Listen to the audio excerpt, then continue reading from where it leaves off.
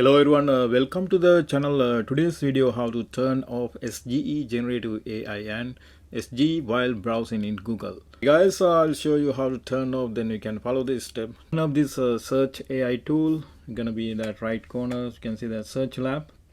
Click that search lab. Go to page welcome to search lab. Then scroll down. You can see that my computer is on position right now. Then I'm going to turn off. Click this one.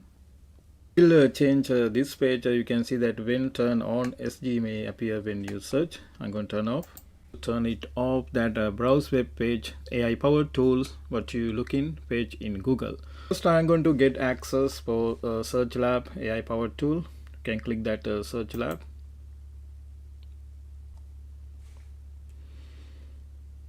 It came like that page, welcome to search lab. Then I scroll down.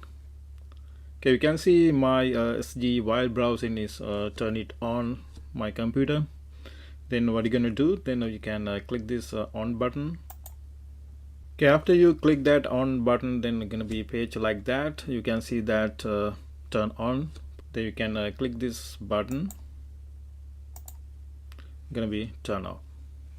Now you can see that my computer is turn it off. That's SG while browsing.